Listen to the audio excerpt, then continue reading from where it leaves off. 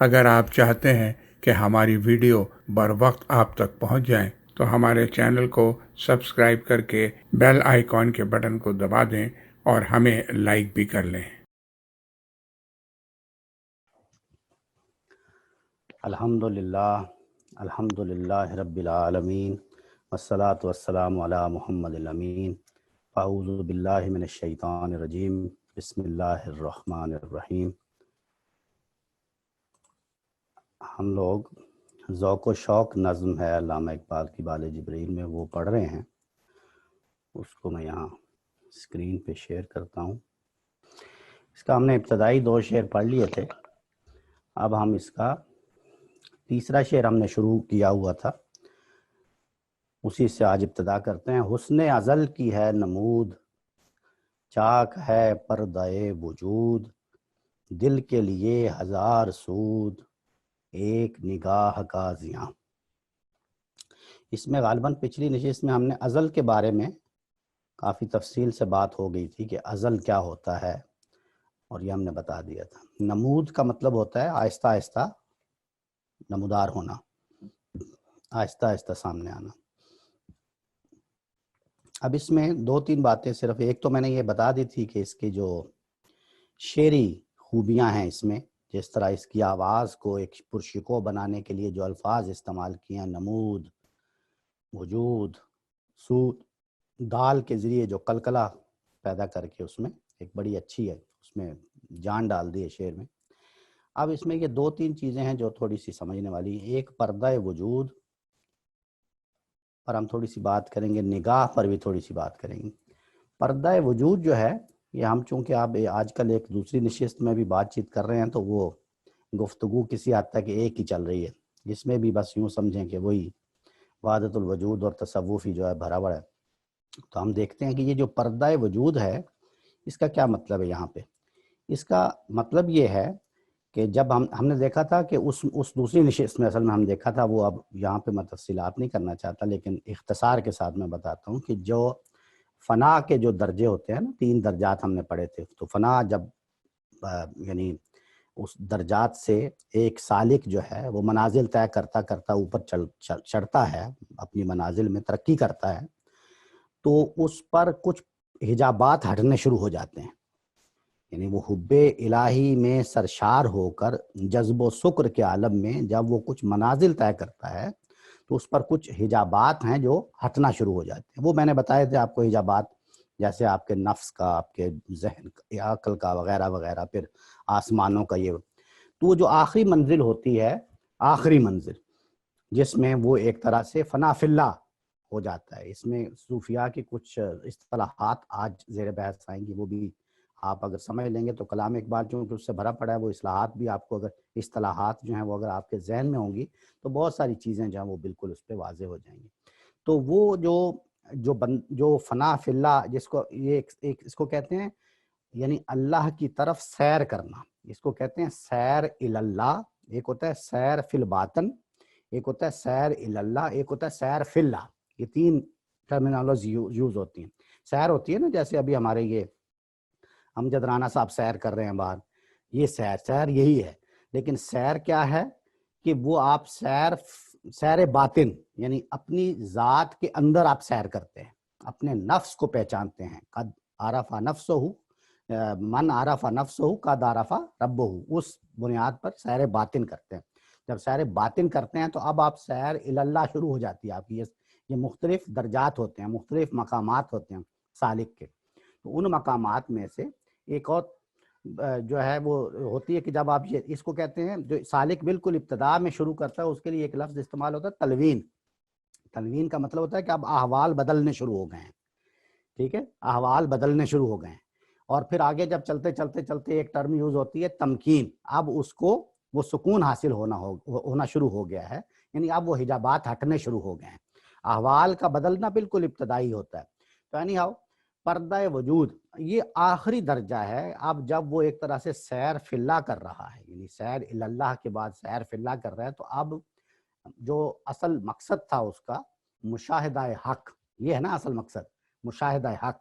تو وہ مشاہدہ حق کے لیے جو وجود کا پردہ ہے وہ چاک ہو رہا ہے۔ اصل یہ تو یہ ساری بات جو میں نے آپ کو بتائی ایک تصوف کی رعایت سے، اس کو ایک لفظ میں بیان کر کے کہنا کیا چاہ رہے ہیں؟ کہنا یہ چاہ رہے ہیں اس سارے واقعے کا اس شعر میں کوئی تعلق نہیں ہے جو میں نے عرض کیا، اصل میں وہ صرف ایک لفظ کو تلمیح کے طور پر استعمال کر کے اس کو تشبیہ دے دی ہے، کس کے ساتھ؟ صبح کے سما کے ساتھ۔ اوپر والے شعر میں ہے نا، قلب و نظر کی زندگی دشت میں صبح کا سما، اب اس کی یہ ایک طرح سے وضاحت کر رہے ہیں، ایک طرح سے اس کو آپ کہہ لیں کہ جیسے وہ جنرلائز تھا تو اس کو بالکل تخصیص کر کے اس کی تشبیہ کر دی، سمجھ گئے آپ؟ یعنی تعمیم پر تخصیص کر دی۔ وہ تخصیص کیا ہے؟ پہلے تو صبح کا سما ایک بالکل جنرلائز بتا دیا، اب اس کو پردہ وجود کے ساتھ، یعنی پردہ وجود کے چاک ہونے کے ساتھ اس کو تشبیہ دے کر بالکل ایک معنوی اعتبار سے آپ کے سامنے ایک چیز رکھ دی کہ یہ جو دشت میں صبح کا سما اس وقت میری آنکھوں کو خیرہ کر رہا ہے، یہ بالکل ایسا ہے جیسے حسن ازل کی نمود ہو رہی ہو۔ یعنی اس صحرا میں صبح کا منظر کہ میرے لیے اتنا حسین ہے، میرے لیے وہ رقت پیدا کر رہا ہے، میرے لیے وہ اثر انگیزی کا باعث بن رہا ہے، جس طرح یہ اتنا اس منظر کا اثر ہے مجھ پر، بالکل ویسا ہی منظر ہے جیسا ایک سالک کے لیے حسن ازل کی نمود کا اثر ہوتا ہے، اور جیسے ایک سالک کے لیے وہ منازل طے کر کے آخری منزل پر وجود کا پردہ چاک ہونے کا، چاک ہونا، ادھر آسمان ہے نا، آسمان نظر آ رہا ہے، صبح کا سما ہے۔ صبح کے بارے میں آپ جانتے ہیں، صبح کا سما جو ہوتا ہے، یہ پتہ ہے آپ کو کہ دو صبح ہوتی ہیں، ایک کو کہتے ہیں صبح کاذب، ایک کو کہتے ہیں صبح صادق۔ صبح کاذب وہ ہوتی ہے کہ جیسے ایک دم لگتا ہے جیسے صبح ہو گئی ہے، یعنی صبح کی روشنی نظر آ گئی ہے۔ اگر آپ دیہاتی پس منظر رکھتے ہیں تو یہ اس کا تجربہ وارہ ہوتا ہے کہ اگر آپ آسمان کی طرف دیکھیں تو لگتا ہے صبح کا وہ روشنی شروع ہو گئی ہے، لیکن تھوڑی دیر بعد آپ دیکھیں گے تو وہ تاریکی رہتی ہے، صبح نہیں ہوتی، اس کو کہتے ہیں صبح کاذب، یعنی جھوٹی صبح۔ لیکن تھوڑی دیر بعد مشرق کی جانب سے آپ کو ایسا لگتا ہے جیسے ایک سفید رنگ کا دھاگا ہے، جس کو خیط الابیض قرآن مجید نے بھی کہا ہے نا، خیط الابیض، تو وہ خیط الابیض جو ہے وہ پورے آسمان کے اوپر یوں مشرق سے مغرب کی طرف سفر کرنا شروع کر دیتا ہے، اور آسمان کی سیاہی جو ہے وہ سفیدی میں بدلنا شروع ہو جاتی ہے۔ وہ جو ایک منظر ہے، ایسے لگتا ہے جیسے تاریکی کا پردہ ہٹ رہا ہے، جیسے کشف ہو رہا ہے دجا سے، کشف الدجا کا لفظ سنا نا آپ نے، تو وہ تاریکی کا پردہ جو ہے وہ چھٹ رہا ہے۔ وہ جو سما ہے صبح کا سما، یہ صبح کا سما کوئی عام سما نہیں ہے، کسی ایک اور شاعر نے بڑے عظیم وہ شعر ہے نا کہ ہم ایسے اہل نظر کو ثبوت حق کے لیے اگر رسول نہ ہوتے تو صبح کافی تھی۔ یعنی آپ اندازہ کریں کہ صبح کا منظر جو ہے وہ اتنے زیادہ یعنی ایک اپنے اندر معجزات چھپائے ہوئے ہوتا ہے کہ حق کا اس میں جو ہے وہ جلوہ دکھائی دیتا ہے صبح کے منظر میں۔ تو صبح کا سما ہے جس کو علامہ اقبال ان دو شعروں میں بتا رہے ہیں، اس کی تشبیہ کس سے دے رہے ہیں؟ اس صبح کے سما کو تشبیہ دے رہے ہیں حسن ازل کی نمود کے ساتھ اور پردہ وجود کے چاک ہونے کے ساتھ۔ یہ بات واضح ہوئی آپ کو؟ یعنی اس مصرے میں آپ دیکھیں کہ انہوں نے ایک طرح سے پورے کے پورے تصوف کا جو نظریہ ہے، پورے تصوف کا، اس کو ایک ہی مصرے میں سمیٹ کے رکھ دیا ہے، اس میں سمو کے رکھ دیا ہے۔ حسن ازل کی نمود کے پیچھے بڑی کہانی ہے جو ہم نے پچھلی نشست میں بھی کسی حد تک دیکھی کہ یہ ازل کیا ہے اور کس طرح یہ ابتدا ہوئی اور وہ کیا تعینات ہیں، کیا تنزلات ہیں شیخ اکبر کی وغیرہ وغیرہ وغیرہ، ساری تفصیل ہم نے دیکھی۔ پتہ نہیں اس نشست میں دیکھی تھی یا کسی اور نشست میں، لیکن آپ لوگوں کے ساتھ یہ بحث کافی تفصیل سے میں نے کر لی۔ تو حسن ازل کی نمود کا ذکر ایسے نہیں کر دیا، ایک پوری تصوف کی روایت کو ایک لفظ میں سمیٹ دیا، اور ادھر چاک ہے پردہ وجود، یعنی یہاں سے ایک سالک جو ہے، سالک کہتے ہیں راستے کا مسافر، یعنی جو مرید ہوتا ہے، جو اس راستے کا مسافر ہوتا ہے، جو اپنے پیر مغاں سے ہدایت لے کر، یہ سالک اور پیر مغاں یہ ایک رشتہ ہے، ایک جوڑا ہے، سالک اور پیر مغاں۔ سالک جو ہے وہ پیر مغاں سے ہدایت لیتا ہے، اس کی بیعت کرتا ہے، اس کی ہدایت لیتا ہے، پھر جیسے کل یہ کہہ رہے تھے نا، تو وہ ایک طرح سے فنا فی الشیخ ہو جاتا ہے، تو فنا فی الشیخ ہو کے وہ اب اس کی تمام ہدایات پر عمل کرنا شروع کرتا ہے۔ تو یہ جو سالک ہے یہ اپنی منازل طے کرتا ہے، سالک جو ہے وہ منازل طے کرتا ہے، وہ کہتے ہیں نا کہ بمے سجادہ رنگی کن، اگر بمے سجادہ رنگی کن گرت پیر مغاں گوید، کہ سالک بے خبر نبود ذراہ رسم منزل ہا. تو یہ جو پیر مغاں اور سالک کا تو یہ جو رشتہ قائم ہوتا ہے اس کی ہدایت پر یہ اپنے منازل طے کرنا شروع کرتا ہے، تو پھر یہ حجابات ہٹنے شروع ہو جاتے ہیں، اور پھر جو آخری پردہ ہٹتا ہے وہ کیا معنی رکھتا ہوگا، کیا عظیم چیز ہوگی وہ. اس کی وجہ کیا ہے کہ وہ اس نظارے میں وہ جو دیدار کر رہا ہے وہ تو اس کی زندگی کا اصل حاصل تھا، اس کی زندگی کا اصل مقصد وہی تھا کہ وہ اس میں ڈوب جائے، یعنی مشاہدہ حق ہو جائے. تو وہ جو اتنی عظیم چیز ہے، وہ جو اتنا عظیم نظارہ ہے، اس کے بارے میں وہ علامہ اقبال اس کے ساتھ اس سارے منظر کو تشبیہ دے رہے ہیں کہ یہاں پہ اب میں جو صبح کا سما دیکھ رہا ہوں، اس سما کی تشبیہ کس چیز کے ساتھ وہ دے رہے ہیں؟ اپنے سمجھ رہے ہیں آخری درجے میں ایک سالک کا جو مقصد ہو سکتا ہے، اپنا جو نصب العین ہو سکتا ہے، اس کے ساتھ کہ میرے لیے یہ سما اس وقت جو میں اس دشت میں کھڑا ہوا ہوں اور یہ جو سما دیکھ رہا ہوں، یہ ایسے ہے جیسے میرے لیے حسن ازل کی نمود ہو رہی ہو اور جیسے میرے لیے پردہ وجود چاک ہو رہا ہو. کلیئر ہو گیا؟ دوسرے مصرے میں دیکھیں، دل کے لیے ہزار سود ایک نگاہ کا زیاں. اس میں بھی دیکھیں آپ نے یہ بڑا سادہ جو مصرع لکھا، اوپر والا تو بڑا بامانی اور بڑا یعنی ایک طرح سے بہت ساری چیزیں اس کے اندر پوشیدہ ہیں اوپر والے مصرے میں. دوسرا مصرع جو ہے بالکل سادہ انداز سے، عام فہم انداز سے اور عام آدمی جس طرح بات کرتا ہے اس طرح کیا کہ دل کے لیے ہزار سود ایک نگاہ کا زیاں. یعنی اب ہو کیا رہا ہے کہ اس منظر کو دیکھنے کے لیے میں نگاہ کا استعمال کر رہا ہوں نا، تو اب جب نگاہ کا استعمال کر رہا ہوں تو نگاہ میری، دیکھیں سما ہوتے ہیں دو طرح کے، یعنی سما جو ہے یعنی فضا جو آپ کی جو آپ سینری دیکھ رہے ہیں، جو بھی چیز آپ دیکھتے ہیں جس کے لیے آپ اپنی بصارت یا اپنی نگاہ استعمال کرتے ہیں، تو وہ دو طرح کی ہوتی ہے. ایک تو یہ کہ آپ اس پر نگاہ ڈالتے ہیں، آپ نے وہ چیز دیکھ لی، اس کی لذت حاصل کر لی اور پھر اپنی نگاہ کو بدل لیا. ایک منظر ہوتا ہے کہ ایسا حسن ہے کہ آپ نے نگاہ ڈالی ہے تو اب آپ کی نگاہ جو ہے وہ ہٹ ہی نہیں رہی، ہوتا ہے نا ایسا. اب نگاہ وہاں سے ہٹنے کو دل ہی نہیں کر رہا، تو وہ جو نگاہ آپ کا جس منظر سے ہٹنے کو دل نہیں کر رہا، واپس ہی نہیں آپ کی لوٹ رہی نگاہ. اس کا مطلب ہے کہ اب آپ کی وہ ایک نگاہ جو ہے وہ ضائع ہو گئی، وہ آپ واپس نہیں لے سکے. یہ بات پتہ نہیں واضح ہوئی کہ نہیں. یعنی ایک منظر ہے، کوئی عام منظر ہے، جیسے ایک نگاہ آپ کسی کو دیکھتے ہیں اس منظر کو اور پھر نگاہ واپس آ گئی نا آپ کی، پھر آپ کسی اور چیز کو دیکھنا شروع کر دیں.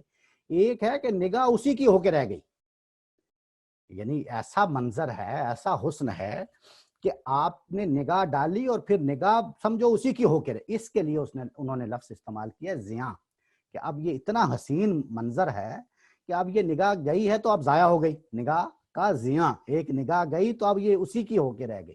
لیکن اس کے بدلے میں وہ کہہ رہے ہیں کہ اس ایک نگاہ کے زیاں کے بدلے میں مجھے دل کے لیے ہزار سود.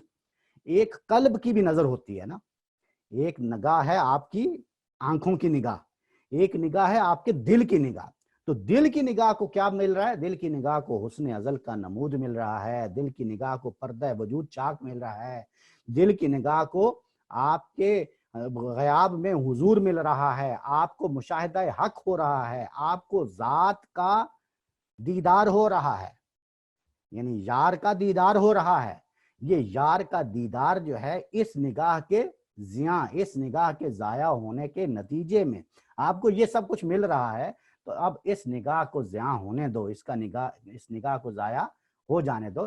یہ نگاہ جو ہے اس پر اور بھی ایک میں بتاؤں آپ کو کہ علامہ اقبال کے ہاں یہ لفظ بہت استعمال ہوتا ہے، نگاہ. یہ ان کے لیے بڑی امپورٹنٹ چیز ہے، آپ کو پتہ ہے نا.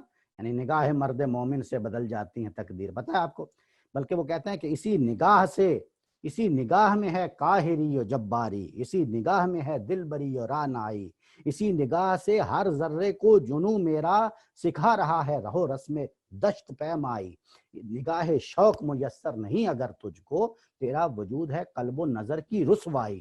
نگاہ کی ایک بڑی سمجھنا فقط کہتے ہیں فقط نگاہ سے ہوتا ہے فیصلہ دل کا، نہ ہو نگاہ میں شوخی تو دل بری کیا ہے۔ تو یہ نگاہ کا زیاں بھی ان کے لیے کوئی عام زیاں نہیں ہے، یعنی میرا کہنے کا مطلب یہ ہے کہ ہمارے لیے تو ہے نا کہ نگاہ ایسا نہیں ہے، نگاہ کا زیاں ایک بہت بڑی چیز ہے، لیکن وہ کہہ رہے ہیں کہ ایک نگاہ کا زیاں جو ہے اس کے بدلے میں مجھے دل کا 1000 سود، سود کہتے ہیں فائدے کو، زیاں کہتے ہیں نقصان کو، تو ایک نگاہ کے نقصان کے بدلے میں دل کے لیے 1000 فائدے مل رہے ہیں۔ وہ دل کے لیے 1000 فائدے کیا ہیں؟ مشاہدہ حق ہو رہا ہے، ذات باری کا دیدار ہو رہا ہے، حسن ازل کی نمود ہو رہی ہے، وجود کا پردہ چاک ہو رہا ہے، اور اس کی تشبیہ دی ہے انہوں نے اس دشت میں صبح کے سما کے ساتھ۔ آگے کہتے ہیں سرخ و کبود بدلیاں چھوڑ گیا صحاب شب۔ کبود کا کیا مطلب ہے؟ کوئی بتائے جی جلدی سے۔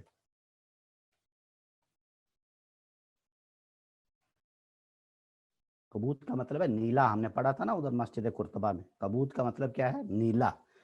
نیلا بھی نہیں ہوتا اصل میں، یہ ایک پرپل کلر جو ہوتا ہے نا، بنفشی کلر، جامنی کلر، تو کبود کا مطلب ہے فارسی میں نیلا۔ سرخ و کبود بدلیاں چھوڑ گیا صحاب شب۔ صحاب کا کیا مطلب ہے؟ یہ بھی ہم نے پڑھا تھا، بادل۔ بادل۔ شب کا مطلب رات، تو رات کا بادل سرخ اور نیلی بدلیاں چھوڑ گیا، سمجھ گئے آپ؟ سرخ اور بنفشی کلر کی چھوٹی چھوٹی بدلیاں، بادلوں کے ٹکڑے آسمان پر چھوڑ گیا۔ آپ دیکھیں نا صبح کا سما ہے، سورج ابھی طلوع ہو رہا ہے، تو رات کا بادل جو آسمان پر رات کو جو بادل تھا وہ رات کو تو کسی اور کلر کا تھا، لیکن اب وہ کیا چھوڑ گیا ہے؟ اب اسی بادل سے چھوٹی چھوٹی سرخ اور نیلے رنگ کی بدلیاں نظر آ رہی ہیں مجھے، ان کے رنگ نکھر آئے ہیں صبح کے وقت۔ آپ کو پتہ ہے یہی صحاب کا ادھر کیا تھا؟ ادھر رات کا سما تھا، جو ہم نے مسجد قرطبہ میں پڑھا تھا، ادھر کیا تھا؟ رات کا سما انہوں نے بتایا، یعنی شام ہو رہی تھی۔ یاد ہے آپ کو؟ وادی کوہسار میں چھوڑ گیا، وادی کوہسار میں کیا ہے جی؟ غرق شفق ہے صحاب، وادی کوہسار میں غرق شفق ہے صحاب، یہی صحاب یعنی بادل، وہ غرق شفق ہو گیا ہے، لال بدخشاں کے ڈھیر چھوڑ گیا آفتاب۔ سمجھ آ گئی آپ کو؟ تو یہ کس طریقے سے آپ نے اسی کو شام کا سما بیان کیا تھا، اسی کو مظاہر فطرت کی شاعری کہتے ہیں، یعنی ادھر شام کا سما بھی کیا خوبصورت بتایا۔ یعنی آپ کو وہ بھی یاد ہے جو بانگ درا میں نے آپ کو سنایا تھا، وہ بھی شام کا ہی سما تھا نا، کہ سورج نے جاتے جاتے شام سیاہ قبا کو سورج نے جاتے جاتے شام سیاہ قبا کو دشت افق سے لے کر لالے کے پھول مارے، پہنا دیا شفق نے سونے کا سارا زیور، اور فطرت نے اپنے گہنے چاندی کے سب اتارے۔ یہ بھی شام کا منظر ہے، کتنی خوبصورتی سے اس کو بیان کیا۔ اور یہاں پہ صبح کا منظر کیا بتا رہے ہیں؟ سرخ و کبود بدلیاں چھوڑ گیا صحاب شب، رات کا بادل ایسی بدلیاں سرخ اور نیلے رنگ کی چھوٹی چھوٹی بدلیاں چھوڑ گیا۔ اب دیکھیں اس کے لیے آگے کیا تشبیہ دے رہے ہیں، کوہ عظم کو دے گیا رنگ برنگ تیلساں، سرخ و کبود بدلیاں چھوڑ گیا صحاب شب، کوہ عظم کو دے گیا رنگ برنگ تیلساں۔ کوہ عظم کہتے ہیں مدینے کے پہاڑ، مدینے کا ایک پہاڑ ہے اس کا نام ہے کوہ عظم، یہ ایک ناؤن ہے، ایک نام ہے صرف، ٹھیک ہے۔ اب کوہ عظم کا یہاں پہ ذکر کر کے تو فوری طور پہ بتایا کیا کہ اب میری توجہ کا مرکز کیا ہے؟ مدینہ۔ یہ لفظ استعمال کرنے کے بعد ایک طرح سے فوکس سارا جو ہے اس کو، یعنی ایک جیسے شفٹ دیتا ہے نا اپنی شاعری میں، اپنے مضمون میں ایک موڑ آ جاتا ہے، تو یہ شفٹ دے دیا انہوں نے، توجہ دلا دی کہ مدینے کے اس پہاڑ کے اوپر جو آسمان ہے، اس آسمان پر رات کا جو بادل ہے وہ اس سما کی وجہ سے، جو اس وقت میری نگاہوں میں آ رہا ہے یہ سما، اس سما کی وجہ سے وہ ایک ایسی چادر بن گیا ہے جس پر سرخ رنگ اور نیلے رنگ کے ایسے نقش و نگار ہیں، اس بادل کی وجہ سے بن گئے. تو یہ ساری کی ساری بات جو جس طرح میں توجہ دلانا چاہ رہا ہوں کہ اوپر سے لے کر اس وقت تک جو اصل بات ہے وہ کیا ہے, یعنی وہ فطرت کا ایک حسین منظر ہے جس کی طرف توجہ دلانا چاہ رہے ہیں, that's all. لیکن صرف ایک لفظ کے ساتھ, ایک لفظ کے اضافے کے ساتھ انہوں نے آپ کے ذہن کا جو ارتکاز ہے, ذہن کے ارتکاز کو بغیر مجروح کیے آپ کو اس نے بتا دیا کہ میں اپنی گفتگو کو کس طرف لے کے جا رہا ہوں, میرا اصل فوکس کیا ہے, اصل مقصد کیا ہے. اب آگے دیکھیے گا کہ وہ گریجول ڈیولپمنٹ جب آپ کو تدریجی ارتقا ملے گا تو چیز جو ہے بالکل واضح ہو جائے گی. تو تیلساں کا مطلب کیا ہے؟ چادر.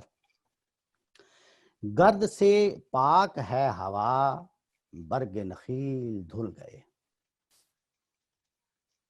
گرد سے پاک ہے ہوا. اب دیکھیں وہ جو لفظ بیان کیا تھا مدینے کے پہاڑ کا, اس کے بعد ایک طرح سے دوبارہ اپنے اسی فطرت کے حسن کی طرف توجہ دلا رہے ہیں, یعنی دوبارہ اسی کو اپنی بات کو جاری رکھ رہے ہیں. وہی تمہیدی گفتگو جاری ہے. وہ کیا ہے کہ اس وقت جو ہوا ہے اس میں کوئی گرد نہیں ہے, اس کے اندر ایک ایسی پاکیزگی ہے, ایسی صفائی ہے, اور اتنا یہ خوبصورت منظر ہے یہ صبح کا منظر کہ برگ نخیل دھل گئے. نخیل تو پتہ ہے نا آپ کو, نخیل کھجور کے درخت کو کہتے ہیں.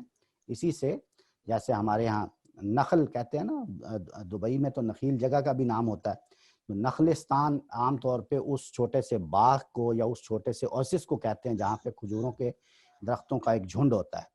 تو برگ نخیل, برگ کہتے ہیں پتے کو, تو برگ نخیل دھل گئے, یعنی اتنے صاف ہیں اس منظر کی وجہ سے کہ ہوا بھی صاف شفاف ہے اور برگ نخیل بھی دھل گئے ہیں. ریگے نواہ کاظماں نرم ہے مثل پرنیاں. یہ دیکھیں آپ نے پتہ نہیں نوٹ کیا, یہ دو شعر جو ہیں, سرخ و کبود بدلیاں چھوڑ گیا صحاب شب, کوہ عزم کو دے گیا رنگ برنگ تیلساں, گرد سے پاک ہے ہوا, برگ نخیل دھل گئے, ریگے نواہ کاظماں نرم ہے مثل پرنیاں. یعنی ایسے مشکل الفاظ ہیں. اس کی آپ دیکھیں دو چیزیں اس میں نوٹ کرنے والی ہیں. ایک تو یہ کہ الفاظ ایسے مشکل ہیں, مشکل سے میری مراد ہے, ایک تو مشکل وہ ہے نا جو اشکال ہمیں پیدا ہوتا ہے کہ لفظ ہمارے لیے اس طرح یعنی مقبول نہیں ہوتا, مقبول عام نہیں ہوتا, یعنی ہمارے ہاں اتنا فیملیئر نہیں ہوتا ہمارے نزدیک, ہمیں اس کو دیکھنے کے لیے ڈکشنری دیکھنی پڑتی ہے, لغت کا سہارا دینا پڑتا ہے. ایک تو یہ اشکال ہوتا ہے. ایک ہوتا ہے کہ آپ اندازہ کریں کہ اس میں دیکھیں جیسے کبود ہے, یا جیسے ازم ہے, کوہ ازم, یا تیلساں ہیں, توئے کا استعمال, یا ادھر ریگے نواہ کاظماں, پھر وہی ازم ہے اور کاظماں, اور مثل پرنیاں. یہ وہ الفاظ ہیں جو عام طور پر بڑے بڑے شعراء جو ہیں وہ اپنی شاعری میں استعمال کرنے سے گھبراتے ہیں. اس کی وجہ کیا ہے؟ اس کی وجہ یہ ہے کہ یہ الفاظ جو ہیں یہ اپنے صوتی آہنگ کے اعتبار سے اس کے اندر روانی جو ہے نا آپ کے شعر کی روانی, اس میں معنی ہوتے ہیں, اس کی رکاوٹ کا باعث بنتے ہیں.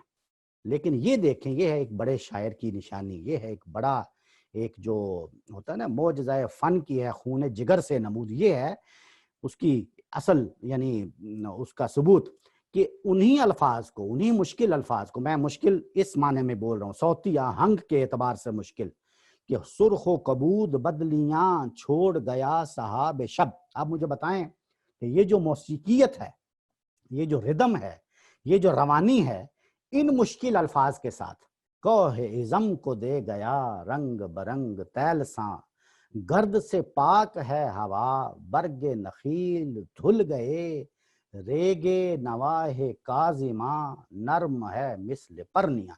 کوئی ہے ایک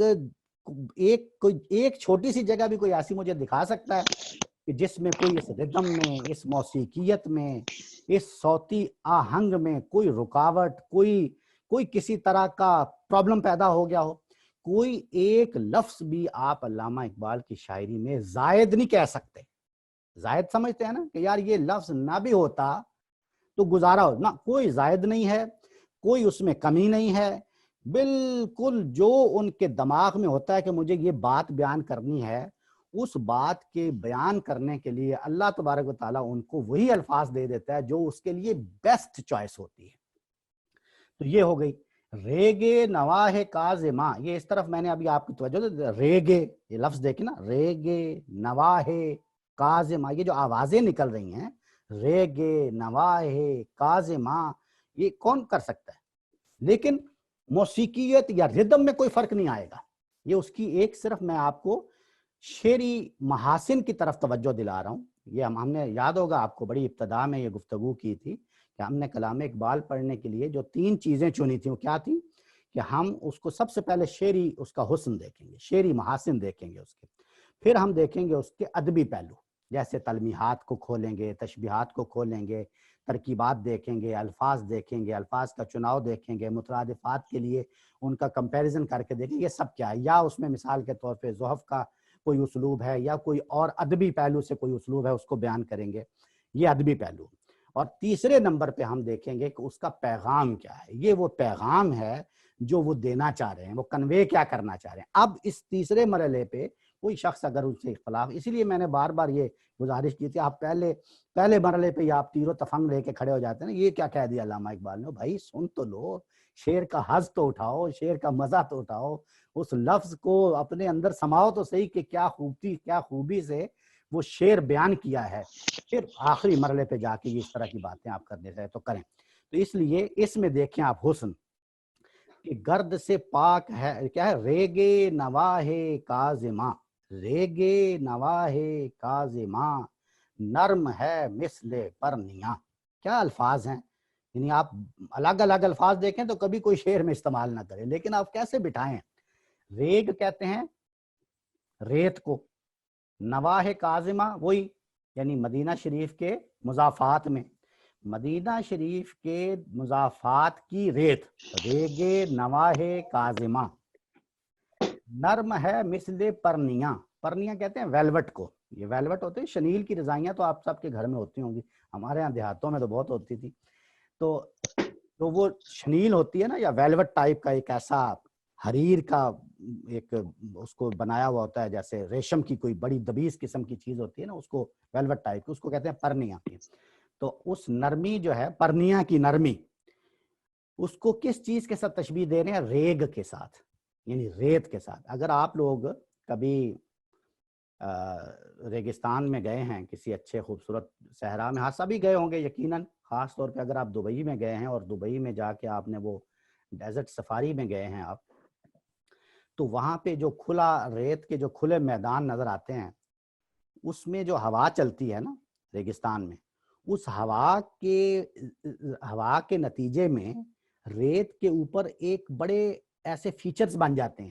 کسی نے یہ نوٹس آپ کے ذہن میں آ گئے ہیں، یہ تصور میں امیجینیشن کر لیا آپ نے؟ ریت کے اوپر ہوا کے چلنے سے ایک چھوٹے فیچرز بن جاتے ہیں، جیسے ایسے ہوا سے بنتے ہیں نا، وہ ایسے لگتا ہے جیسے ویلوٹ ہے، بالکل ایسے سافٹ ہوتا ہے وہ ریت کا ایک تہ جو ہوتی ہے اوپر والی تہ۔ تو اس کے ساتھ یہ اس کو تشبیہ دے رہے ہیں کہ گرد سے پاک ہے ہوا، برگ نخیل دھل، پوری فضا کو پہلے کیا کر دیا ہے؟ پاکیزہ کر دیا، پوری فضا کو پہلے صاف کر دی۔ اوپر آسمان کا پہلے بتایا کہ رنگ برنگ ہے، اور جیسے آپ نے یوں سمجھیں کہ اجرک ہے نا آپ کی چادر، ایک نیلی اور سرخ پھولوں والی، اس کے ساتھ آسمان کو سجا دیا ہے۔ اب نیچے کیا ہے؟ نیچے پہلے ہوا کو اور فضا کو معطر کر دیا، صاف کر دیا، اور پھر زمین ہے، تو زمین پر جو ریت ہے اس کے اوپر آپ یوں سمجھیں کہ ایک آپ کہہ لیں کہ جیسے آپ کے لیے کارپیٹ بچھا دیا، سافٹ کارپیٹ۔ تو یہ ساری بات کہنا وہ کیا چاہ رہے ہیں کہ میں جو ہوں اس وقت ٹریول کر رہا ہوں کاظمہ کی طرف، اپنے محبوب کی طرف۔ دیکھیں نا آپ، صبح کا سما بتایا، پھر اس کا حسن بتایا اس سما کا، پھر آہستہ آہستہ کوہ عظم کا ذکر کر کے مدینے کا صرف ایک ٹچ دے دیا، صرف ایک لفظ کے ساتھ ٹچ دیا کہ میں اس کی بات کر رہا ہوں۔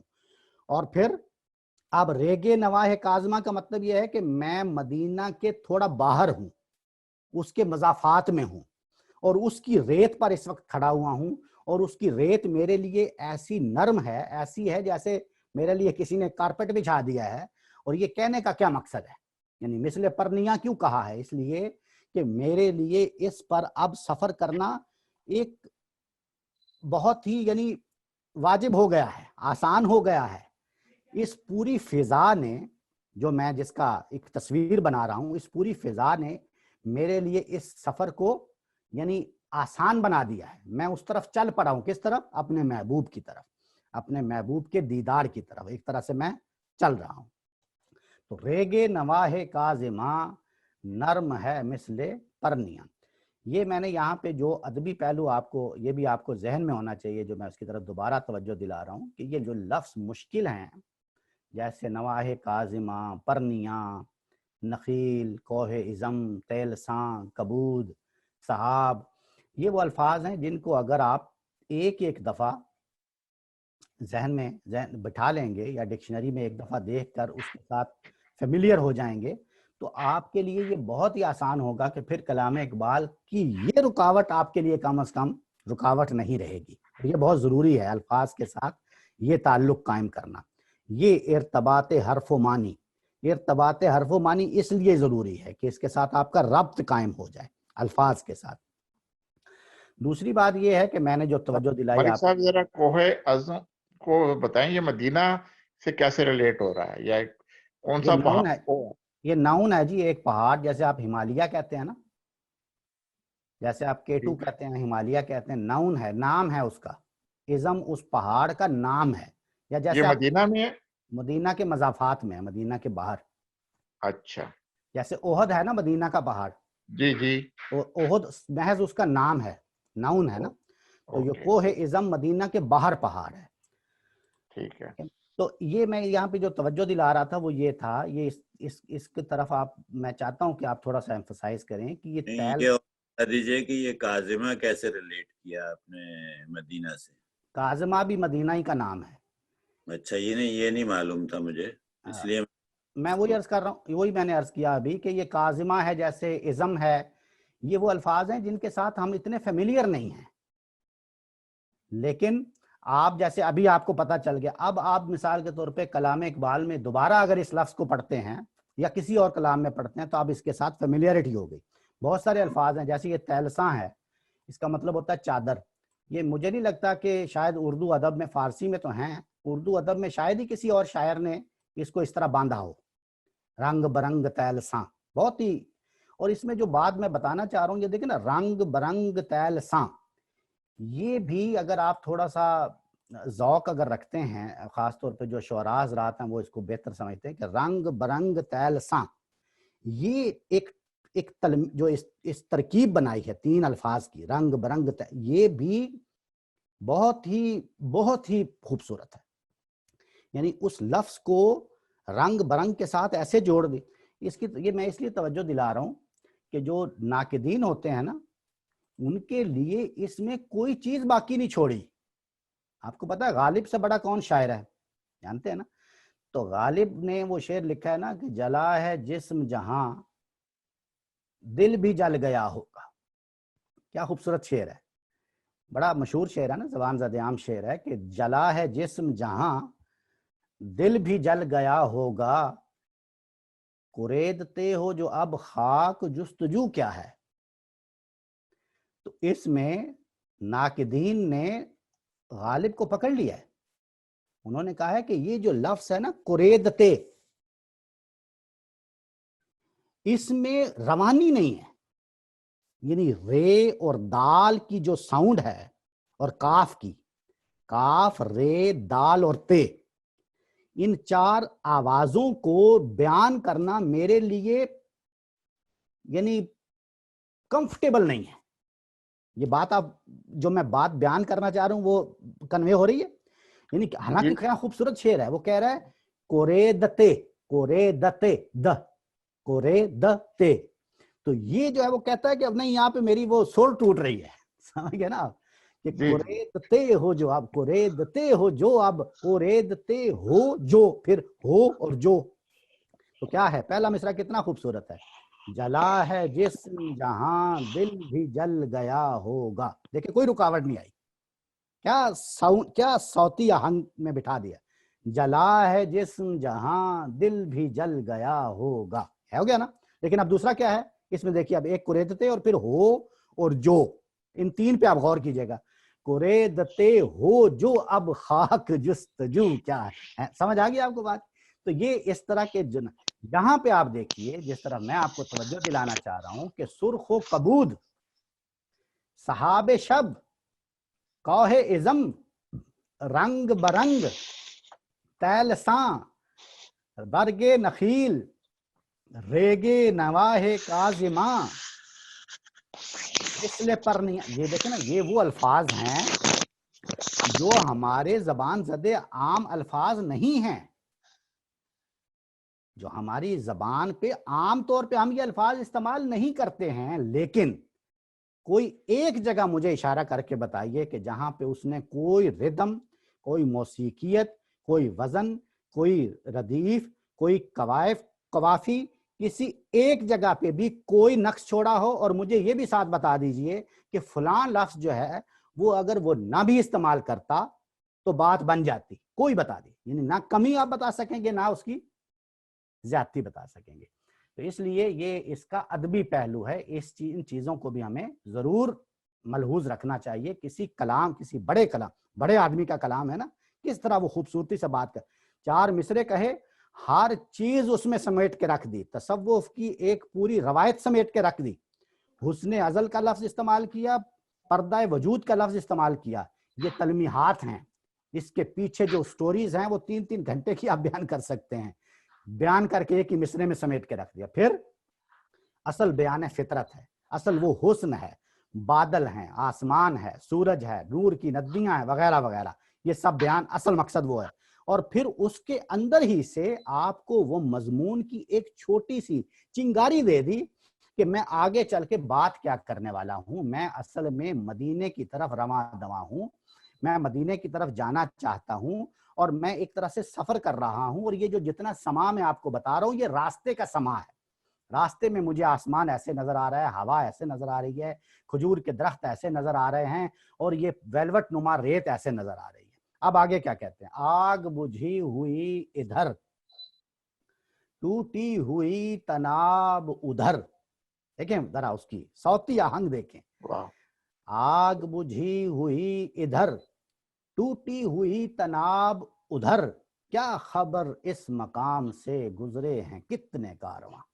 वाह, इसमें एक चीज आप देखें, यहाँ पे ऊपर एक हमने शेर पढ़ा था, हुस्ने अजल, हुस्ने, आप देखें जरा कहां से शुरू हो रहा है, हुस्ने अजल की है नुमूद, चाक है पर्दाए वजूद, दिल के लिए हजार सूद, एक निगाह का।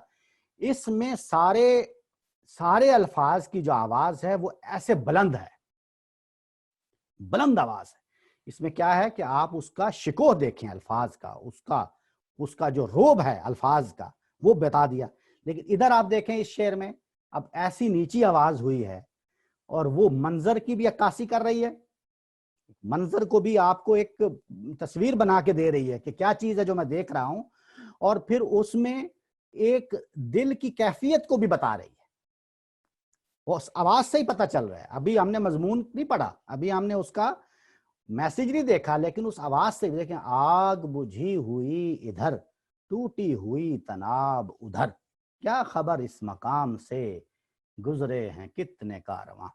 ये एक पूरा, यानी उन्होंने तारीख में जिस तरह काफिले जाते थे ना, तो उन काफिलों के रास्ते में कयाम होते थे कारवानों के, वो जो कयाम थे उसमें वो 1 रात 2 रात जितने भी कयाम करते थे वो उनका मकाम नहीं होता था। उस मकाम को मकाम कहते हैं पड़ाव के एतबार से, यानी उन्होंने वहां पे आराम किया, वहां पे एक तरह से रेस्ट की। तो वहां पे फिर वो आग जलाते थे, सर्दी होती थी या खाना वाना पकाना होता था, या घोड़े उधर बांधे हुए हैं उनको खाना वाना खिलाया है।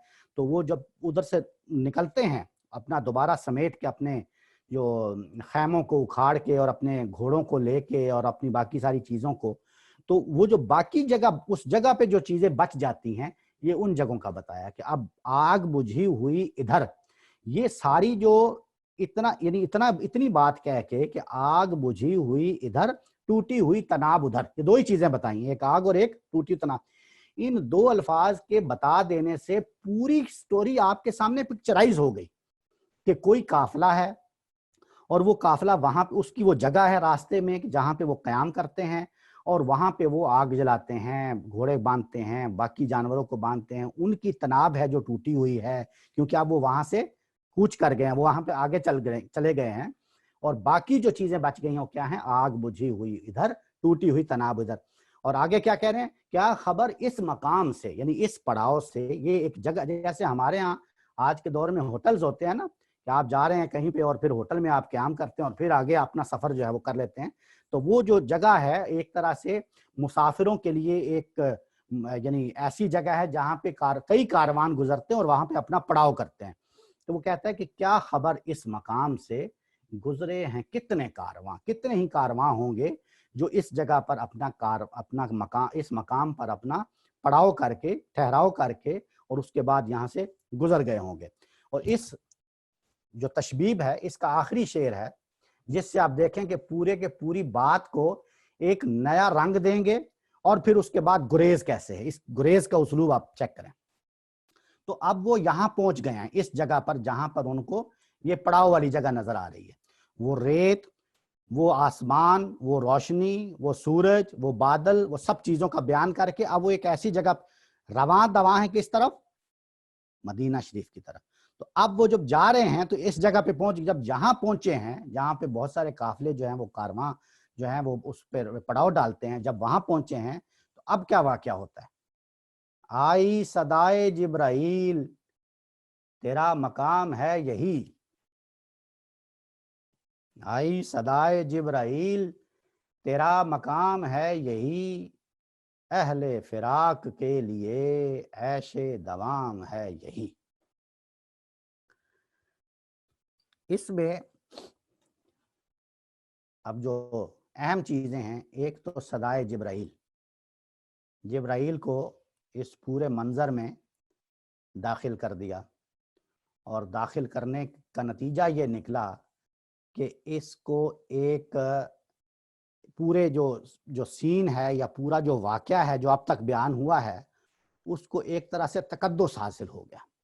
अब ये कोई शायरी ये महज नहीं रही, ये बात समझ रहे हैं आप, अब ये महज ऐसा नहीं है कि कोई शायराना कलाम है, नहीं, अब उसको एक ही लफ्ज का इस्तेमाल करके आई सदाए जिब्राइल, तो उसको एक तकद्दुस दे दिया। अब वो आगे क्या बात होने वाली, अब कोई आम बात नहीं है, यानी इस लफ्ज को कहने का मकसद ये है, ये भी कह सकते थे कि मुझे कोई बुजुर्ग मिले, कोई आम बुजुर्ग मिले या कोई सूफी मिले, ऐसा नहीं, आई सदाए जिब्राइल। तो इसको क्या सदाए जिब्राइल का क्या मतलब है, सदाए जिब्राइल का मतलब है सदाए अल्लाह, समझ गए आप बात, यानी जिब्राइल वो पैगंबर हैं जो अल्लाह की बात लेके आते हैं। तो मुझ पर ये जो जिब्राइल की सदा आई है, जिब्राइल की जो मुझे आवाज आई है, ये अल्लाह ताला असल में मुझे बताना चाह रहे हैं, वो हैं जो मुझे ये पैगाम, वो क्या पैगाम है, तेरा मकाम है यही। कौन सा मकाम, जो दूसरों का पड़ाव था। दूसरे मिसरे में जो ऐशे दवाम है, ये इस रियायत से आया है, ऐशे दवाम यानी जो मुसाफिर होते हैं ना, उनके लिए एक लफ्ज इस्तेमाल होता है गरीबुल वतन, उनके लफ्ज इस्तेमाल होता है गरीबुल वतन, क्योंकि मुसाफिर होते हैं, क्योंकि वो ऐश से, ऐश का मतलब है वो तस्कीन जो उनको अपने घर में मुयस्सर होती है, उस ऐश से वो दूर होते हैं, सफर की सऊबतें बर्दाश्त कर रहे होते हैं, घर से दूर होते हैं, वगैरह वगैरह बहुत सारे मसाइल होते हैं।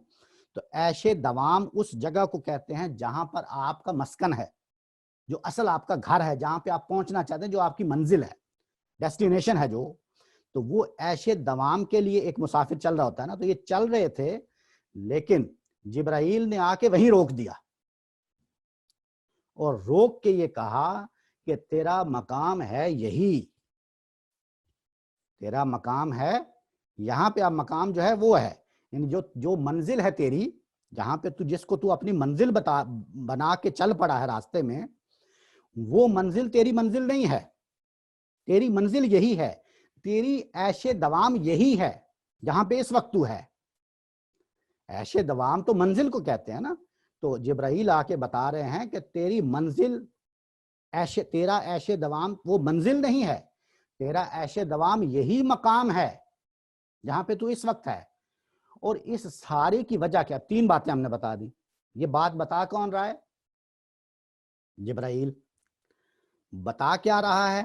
یہ مقام ہی مقام جس پہ تو ہے یہیں رک جا. ٹھیک ہے. اور یہ مقام تیری منزل یعنی تیرا عیش دوام یہی ہے. یہ 3 باتیں ہو گئیں. اب ایک بات ہے جو سب سے اہم ہے، یعنی ان 3 باتوں کی وجہ کیا ہے؟ یہ وجہ ہے کہ اہل فراق کے لیے عیش دوام ہے یہی، سب کے لیے نہیں. سب کے لیے نہیں. اور سب کو صدائے جبرائیل بھی نہیں آتی. سب کو صدائے جبرائیل بھی نہیں آتی. اور سب کے لیے عیش دوام یہ مقام بھی نہیں ہوتا. یہ کسی کسی کے لیے ہوتا ہے. اور وہ کسی کسی کون ہیں؟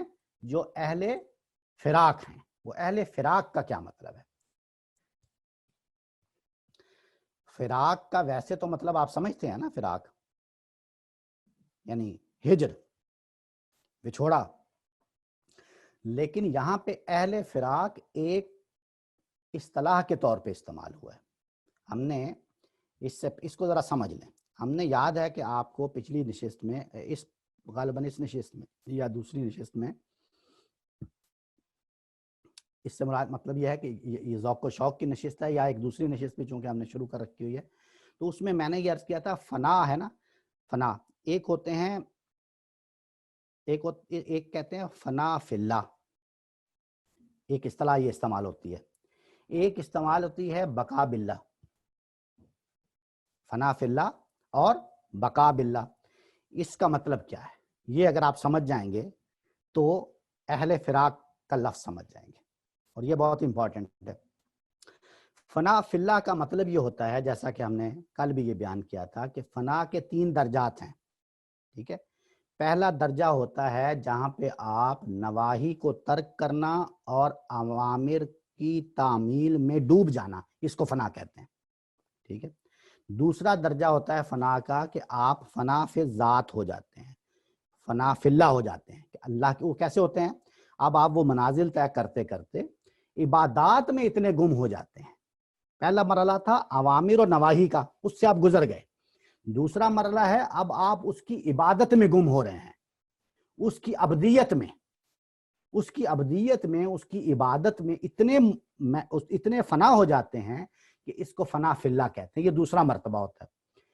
اور تیسرا مرتبہ ہے جس کو فنا فی ذات، یا جس کو کہتے ہیں کہ یہ ہما اوست، جس کو کہتے ہیں کہ اب اپنی ذات ہی عین ذات، عین حق.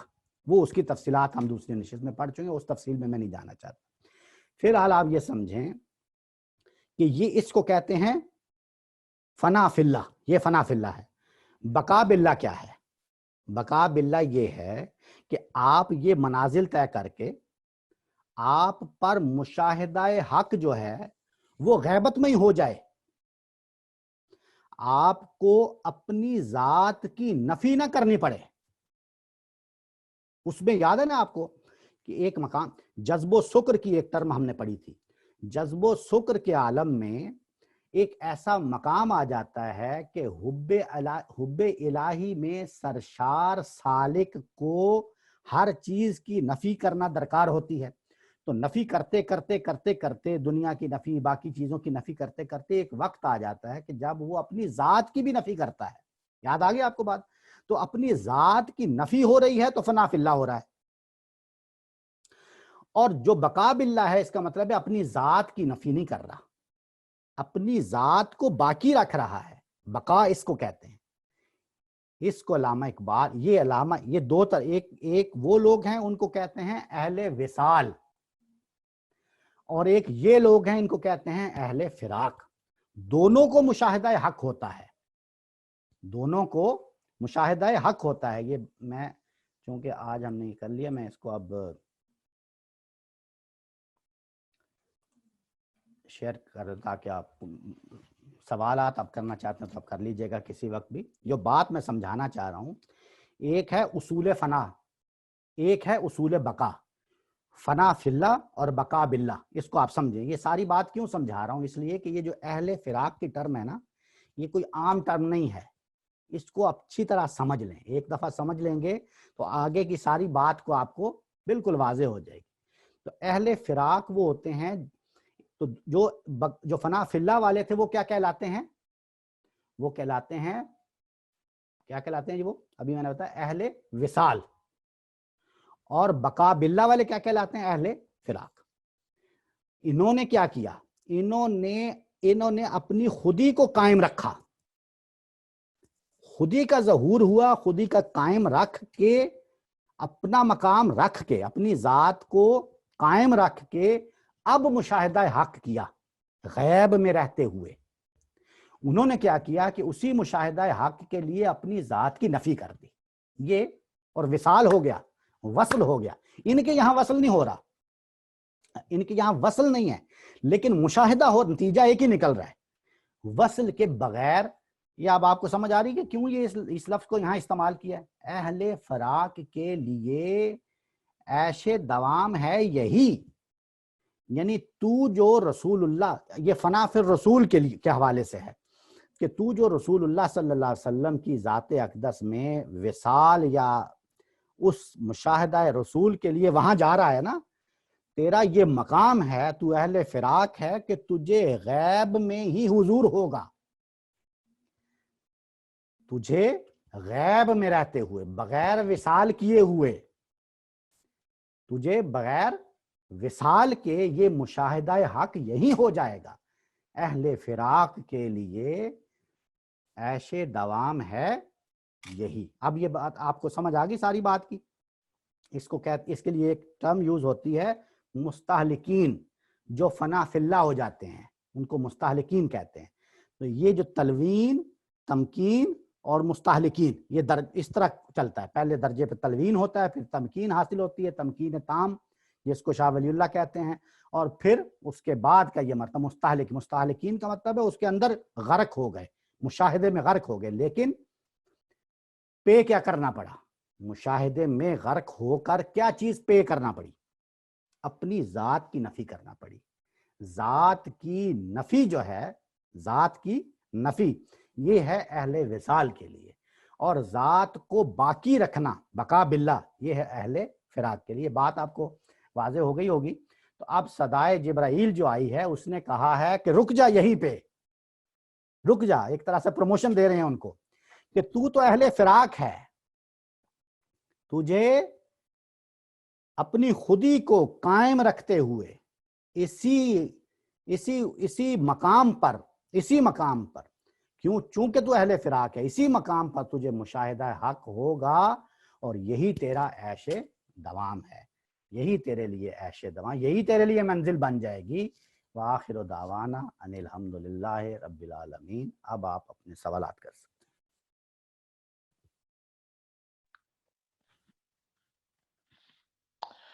اچھا ملک صاحب، یہ کوہ عزم، یہ مطلب کہ میں نے تو پہلی دفعہ ہی سنا ہے، کبھی مدینہ بھی کئی دفعہ گئے ہیں، سنا نہیں. یہ ہٹ گیا، بہت ہٹ گیا کیا یہ؟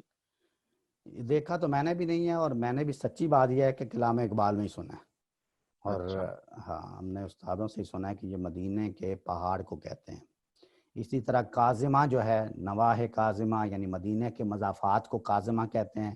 یہ بھی ہم نے کسی سیرت کی میں اپنی بات کر رہا ہوں، کسی سیرت کی کتاب یا کسی اس طرح کی، ہم بھی ظاہر تھوڑا بہت دین پڑھتے ہیں تو کبھی اس طرح کا ذکر آیا نہیں.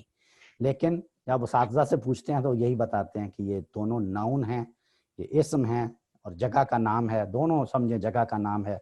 تو اس لحاظ سے اس کا کوئی میننگ نہیں ہے، یہ ایک جگہ کا نام ہے. جیسے ایک خطے کا نام ہے کاظمہ اور ایک پہاڑی کا نام ہے عزم. کوئی عزم وہ سلسلہ کوہ تو نہیں ہے جو جس میں بہت پہاڑ آتا ہے؟ میں بھی. بہت شکریہ جی سب کا، جزاک اللہ. پھر انشاءاللہ آپ سے ملاقات ہوگی. اللہ تعالیٰ سب کو خیر و عافیت سے رکھے. اللہ حافظ.